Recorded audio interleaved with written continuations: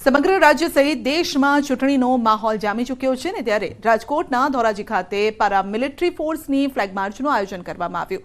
ચૂંટણી સમયે કાયદો અને વ્યવસ્થા જળવાઈ રહે તે માટે આ આયોજન કરવામાં આવ્યું છે અને જિલ્લાના વિવિધ વિસ્તારોમાંથી આ માર્ચ પસાર થઈ.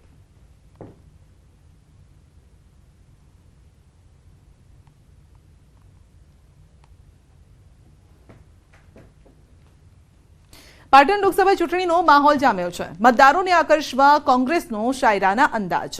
પાટણ કોંગ્રેસ ઉમેદવાર ચંદનજીના સમર્થનમાં જોવા મળ્યો છે શાયરાના અંદાજ. તો ચૂંટણી પ્રચાર દરમિયાન કોંગી કાર્યકરે ચંદનજીના સમર્થનમાં શાયરી બોલી છે. સાંભળો.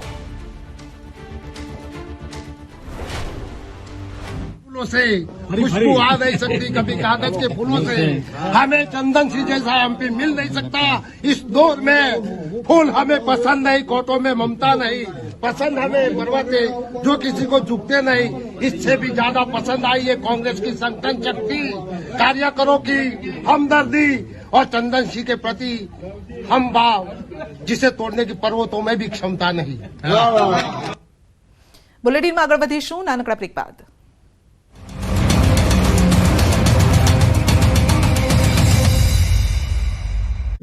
ભીષણ ગરમીના તાપથી બચવા માટે સુરતમાં પશુ પક્ષીઓ માટે ખાસ વ્યવસ્થા કરવામાં આવી છે. સુરત મહાનગરપાલિકા સંચાલિત સરથાણા ખાતે આવેલા પ્રાણી સંગ્રહાલયમાં પ્રાણીઓ માટે ઠંડકની વિશેષ વ્યવસ્થા ઊભી કરાઈ છે.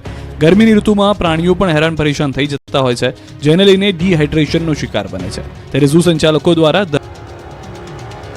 આગામી 7મી મેના રોજ ગુજરાતમાં લોકસભાની ચૂંટણી માટે મતદાન યોજાશે. ચૂંટણીને લઈ રાજકીય પક્ષોએ જોરશોરથી પ્રચાર શરૂ કરી દીધો છે. ત્યારે રાજ્યના મુખ્યમંત્રી ભૂપેન્દ્ર પટેલ પણ પૂરજોશમાં પ્રચાર કરી રહ્યા છે. મુખ્યમંત્રીએ ઘાટલોડિયા વિધાનસભામાં વિસ્તારમાં અલગ અલગ સોસાયટીના ચેરમેન, સેક્રેટરી સાથે એક મિટિંગમાં હાજરી આપી હતી અને 100% વોટિંગ કરવા માટે અપીલ કરી હતી. સાથે જ પ્રધાનમંત્રી મોદીને અમિત શાહે કરેલા વિકાસ કામોની માહિતી પણ આપી. આ તરફ મધ્ય ગુજરાતની આણંદ લોકસભા બેઠકના ભાજપના ઉમેદવાર મિતેશ પટેલે પ્રચારનો ધમધમાટ શરૂ કર્યો છે. આણંદ લોકસભા બેઠકના બોરસદ વિધાનસભાના ગ્રામીણ વિસ્તારમાં ઉમેદવાર મિતેશ પટેલ અને તેમના સમર્થકો સાથે પ્રચાર શરૂ કર્યો છે. બોરસદના ગ્રામીણ વિસ્તારમાં સ્થાનિકો પણ ઉપસ્થિત રહ્યા હતા. ભાજપના ઉમેદવાર મિતેશ પટેલ સાથે બોરસદ વિધાનસભાના ધારાસભ્ય અને ગુજરાત વિધાનસભાના નાયબ દંડક રમણભાઈ સોલંકી, અમૂલ ડેરીના વાઇસ ચેરમેન અને સહકારી ક્ષેત્રના આગેવાન કાંતિભાઈ સોઢા પરમાર સાથે બોરસદ ભાજપ સંગઠનના કાર્યકરોએ બોરસદ તાલુકાના ગ્રામીણ વિસ્તારમાં લોકસભાની ચૂંટણીના પ્રચારમાં જોડાયા છે. બનાસકાંઠાના ભાજપના પૂર્વ મંત્રી અને દિયોદરના ધારાસભ્ય કેશાજી ચૌહાણ કોંગ્રેસ પર ખૂબ બરસ્યા. લવાના ગામે યોજાયેલ સભામાં કેશાજીએ કોંગ્રેસ પર પ્રહાર કર્યા. તેઓએ કહ્યું કે કોંગ્રેસ એટલે કડવું બીજવારો. આ કડવા બીજવારના વાવેતર તમારા ગામના ના કરતા એવી વિનંતી કરું છું. તેઓએ કહ્યું કે કડવું બીજવાર ગમે ત્યારે નડે, આ વાત તો તમે સમજો જ છો. બનાસકાંઠામાં ગેનીબેન જોરશોરથી પ્રચારમાં જોવા મળી રહ્યા છે. હવે ગેનીબેનનું નવું અને ત્રીજું રૂપ જોવા મળ્યું છે. ગેનીબેન ઠાકોર હવે ગરીબી કાર્ડ રમ્યા. ગેનીબેન ઠાકોરે પ્રચાર દરમિયાન કહ્યું કે હું ગરીબ પરિવારની દીકરી છું. આ અગાઉ બનાસની દીકરી તરીકે પ્રચાર કર્યો, ત્યારે આ વખતે ગરીબ પરિવારનું લેવલ લગાવ્યું. ગેનીબેને પ્રચાર દરમિયાન કહ્યું કે હું ગરીબ પરિવારની દીકરી છું, પણ લોકશાહી ટકાવવા માટે એક પ્રણાલિકા છે. તંદુરસ્ત લોકશાહી ટકાવવા ઉદાહરણ પૂરું પાડીશ. ભાજપ ઉમેદવાર રેખાબેન ચૌધરીએ પણ બનાસની દીકરીનું સૂત્ર ઉચ્ચાર્યું હતું. છોટાઉદેપુર બેઠક પર નવોદિત ઉમેદવાર જશુ રાઠવા સામે કોંગ્રેસે પીઢ અને અનુભવી ઉમેદવાર સુખરામ રાઠવાને મેદાનમાં ઉતાર્યા છે, જેથી છોટાઉદેપુર બેઠક પર ખરી ટક્કર જોવા મળશે. ત્યારે નર્મદા રાજપીપળા ખાતે સુખરામ રાઠવા પ્રચારમાં લાગ્યા. સુખરામ રાઠવાએ કાર્યકરો અને હોદ્દેદારો સાથે બેઠક યોજી ભાજપ પર પ્રહાર કર્યા. તેમણે કહ્યું કે આદિવાસી વિસ્તારમાં ભાજપે કોઈ જ પ્રકારનો વિકાસ નથી કર્યો. કોંગ્રેસના દિગ્ગજો ભાજપમાં ભળી ગયા બાદ પણ સુખરામ રાઠવાએ જણાવ્યું કે કોંગ્રેસ પતિ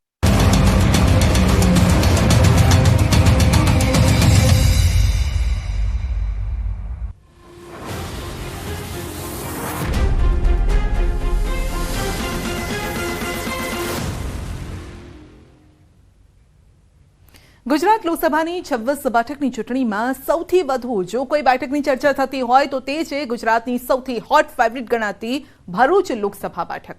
આદિવાસી અને મુસ્લિમ મતદારોનો દબદબો ધરાવતી આ બેઠક પર 30 વર્ષથી મનસુખ વસાવાનું એક હથ્થું શાસન છે અને ભાજપે જૂના જોગી મનસુખ વસાવા પર 7મી વાર કળશ છોડ્યો છે. ત્યારે મનસુખ વસાવાના કામગીરીથી જનતા કેટલી ખુશ છે? મુસ્લિમ મતદારોના દિલમાં કોણ છે? જુઓ અમારી વિશેષ રજૂઆત સાંસદનું સરવૈયું.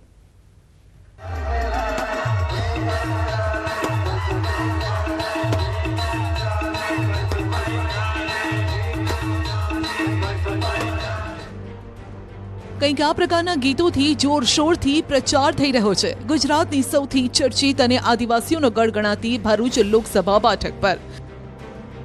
માં નર્મદાના કાંઠે વસેલા અને દક્ષિણ ગુજરાતના પ્રવેશ દ્વાર સમાન ભરૂચ લોકસભા બેઠક પર ગરમીનો જેટલો પ્રકોપ નથી એટલો રાજકીય પ્રકોપ છે. ગુજરાતની 26 લોકસભા બેઠક પૈકીની સૌથી વધુ કોઈ બેઠક પર ખરાખરીનો જંગ હોય તો તે છે ભરૂચ લોકસભા બેઠક. ઉદ્યોગોની હરણફાળ ભરી રહેલા આ વિસ્તારમાં 35 વર્ષથી ભાજપનો દબદબો છે, પણ આ વખતે ભાજપના આ ગઢમાં અહીંથી 6 ટર્મથી સાંસદ મનસુખ વસાવાને ડેડિયાપાડાના ધારાસભ્ય અને આપના નેતા ચૈતર વસાવાએ પડકાર ફેંક્યો છે. એટલે આ વખતે આદિવાસી વર્સિસ આદિવાસીનો જંગ જામ્યો છે. એક સમયે કોંગ્રેસના દિગ્ગજ નેતા અહેમદ પટેલનો ગઢ કહેવાતી આ બેઠક પર હવે મનસુખ વસાવા 30 વર્ષથી રાજ કરી રહ્યા છે. ભરૂચ લોકસભા બેઠક પર 1989 થી ભાજપનો દબદબો છે. 1989 થી 2019 સુધી ભાજપને ક્યારેય હાર નથી મળી. 2019માં ભાજપના મનસુખ વસાવાએ કોંગ્રેસના શેરખાન પઠાણને 3,34,214 મતથી માત આપી. ત્યારે આ વખતે કોંગ્રેસે પોતાનો ઉમેદવાર નહીં પરંતુ ઇન્ડિયા ગઠબંધનનો ચહેરો મેદાને ઉતાર્યો છે. 2024ના મહાસંગ્રામમાં ભાજપના મનસુખ વસાવા સામે ઇન્ડિયા ગઠબંધનથી ચૈતર વસાવા મેદાને છે, તો AIMIMએ અહીં ચૂંટણી લડવાની જાહેરાત કરી છે. એટલે ભરૂચમાં ત્રિપાંખીયો જંગ જામશે. આ વખતની લોકસભા ચૂંટણીમાં ભાજપ પોતાના અભેદ કિલ્લાને સુરક્ષિત રાખી શકશે કે પછી ચૈતર ભારે પડશે, તે જાણવા માટે ન્યૂઝ 18 ગુજરાતીની ટીમ ગ્રાઉન્ડ ઝીરો પર પહોંચી. ટેક્સટાઇલથી લઈ ડેરી અને કેમિકલ પ્લાન્ટનું હબ કહેવાતા ભરૂચના વિવિધ વિસ્તારમાં અમારી ટીમે ફરી મતદારો પાસેથી પોતાનો મત જાણવાનો પ્રયત્ન કર્યો.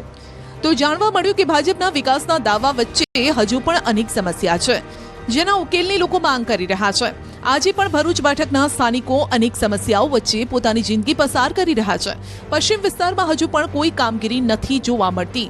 એશિયાની સૌથી મોટી ઔદ્યોગિક વસાહત કહેવામાં આવે છે, પરંતુ આજે પણ આ લોકસભા વિસ્તારમાં લોકોને પૂરતી રોજગારી નથી મળતી.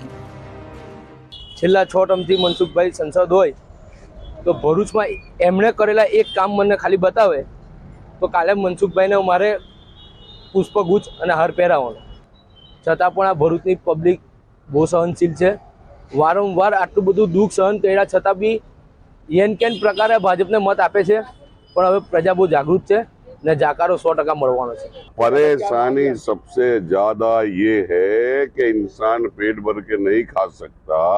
विकास करना है तो आम इंसान को ढूंढो, उसको नौकरियां दो. उसको बेरोजगारी है या धंधे वाले नहीं है तो उसको धंधे पे लगाओ, उसको सही तरीके से आओ ऊपर लाने की कोशिश करो. ये हमारी मांग है ताकि गरीब से गरीब 2 रुपया कमाएगा तो जनरल में खर्चा करेगा. બીજી તરફ અમને ઘણા એવા પણ લોકો મળ્યા જેઓ સાંસદ મનસુખ વસાવાની કામગીરીથી ખુશ છે. મુસ્લિમ મતદારોના મનની વાત પણ જાણી તો તેઓ પણ ભાજપની કામગીરીથી ખુશ જણાયા. ભરૂચમાં અમને લગભગ 48 યર્સ થયા છે અને અમે અત્યાર સુધી જોયું છે અમને વિકાસ દેખાય છે કે વિકાસ સારો થયો છે. મોદી સરકારના શાસનમાં મતલબ સારો વિકાસ છે. ના સારું, પહેલા કરતા બી થોડો બદલાવ છે આમાં. પહેલા તમે આમ દિવસે બી આમ નીકળો તો નતું બહુ એટલું સારું, બધું જંગલ ટાઈપ હતું. અત્યારે તમે જો ડેવલપમેન્ટ ખાસું બધું થઈ ગયું છે અને સુવિધા બી સારી કરી દીધી છે. જગ્યાએ શોરૂમ છે, હોસ્પિટલ્સ છે, લોકોને નોકરી સારી મળી ગઈ છે. તો અત્યારે લોકોને કોઈ પ્રોબ્લેમ બી નથી. તો કામો તો સાહેબ છે જ નથી. આ ઝઘડિયા ગામમાં 15-20 વર્ષથી અત્યાર સુધી એક બી રોડ બન્યો નથી. હવે સંસદની અંદરના સાંસદના રિપોર્ટ કાર્ડ પર નજર કરીએ. છેલ્લા 5 વર્ષમાં મનસુખ વસાવાની સંસદમાં 82% હાજરી રહી. 128 સવાલ પૂછ્યા, 46 ચર્ચામાં ભાગ લીધો, 9.5 કરોડ રૂપિયાની ગ્રાન્ટ પણ વાપરી છે.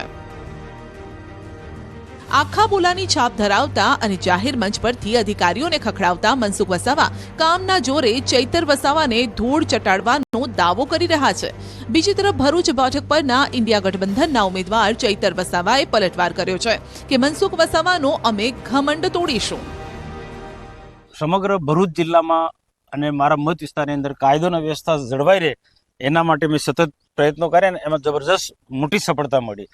ઔદ્યોગિક ક્ષેત્ર છે ભરૂચ જિલ્લો, દહેજ, પાનોલીથી માંડીને અંકલેશ્વર જીઆઈડીસી, ઝઘડિયા જીઆઈડીસી, આ બધામાં જે પહેલા જે તોફાની તત્વો હતા અને ઉદ્યોગો લોકોની રંજાડતા હતા, એમને પણ કાયદાને ધ્યાનમાં રાખીને આવા તત્વોને અમે દબાયા અને આજે ઉદ્યોગો ખૂબ સરળતાથી ભરૂચ જિલ્લાની અંદર ચાલી રહ્યા છે. હું ચોક્કસ માનું છું કે સ્લમ એરિયાની અંદર કેટલાક પ્રશ્નો એ છે, પણ એ આવનારા દિવસોની અંદર ભરૂચને મહાનગરપાલિકા બનાવવા તરફ જઈ રહ્યા છે. તો આવા બધા પ્રશ્નો સોલ્વ થઈ જશે અને ભાંગ્યું ભરૂચ એમ કહેવાતું હતું, એ કહેવતને અમે ભૂંસી નાખી આજે ભૃગુ ઋષિનો ભરૂચ કહેવાય છે.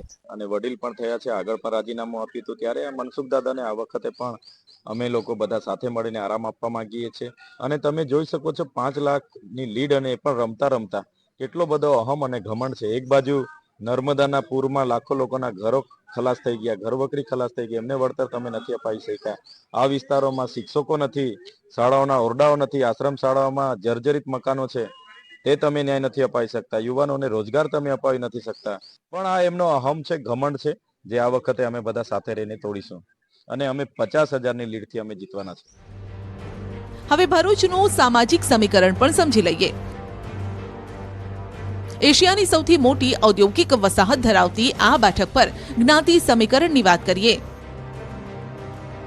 તો કુલ 17,13,731 મતદારો છે, જેમાંથી પુરુષ મતદારોની સંખ્યા 8,72,841 છે, જ્યારે કે મહિલા મતદારોની સંખ્યા 8,40,807 છે અને અન્ય 83 મતદાર છે. આદિવાસી અને મુસ્લિમ બહુમત ધરાવતી આ બેઠક પર 66% હિન્દુ વસ્તી છે, 32% મુસ્લિમોની વસ્તી છે. ભરૂચમાં 18% એસટી, 5% એસસીની વસ્તી છે. ભરૂચ લોકસભાની અંદર વડોદરાની 1, નર્મદાની 1, ભરૂચની 5 વિધાનસભા બેઠક આવે છે. 7માંથી 6 બેઠક ભાજપે કબજે કરી છે. કોંગ્રેસનો સફાયો થયો છે અને ડેડિયાપાડામાં જ આપના ઉમેદવાર જીત્યા છે.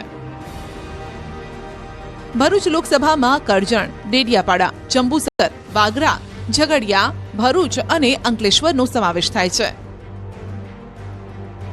બીજી તરફ કોંગ્રેસ મોટાભાગે મુસ્લિમ મતદારો મેદાનમાં ઉતારતો આવ્યું છે, પરંતુ દેશની રાજનીતિના સૌથી મોટા અજ્ઞાત યોદ્ધા ગણાતા સ્વર્ગસ્થ અહેમદ પટેલના પરિવારને સાઇડલાઇન કરી કોંગ્રેસે ગઠબંધન ધર્મ નિભાવ્યો. ઉપરથી અહીં AIMIM મેદાને ઉતરશે તો મુસ્લિમોના મતોનું ધ્રુવીકરણ થશે, જેનો સીધો લાભ ભાજપને મળશે. એટલે ભાજપના જૂના જોગી મનસુખ વસાવાને હરાવવા ચૈતર વસાવા માટે લોઢાના ચણા ચાવવા સમાન છે.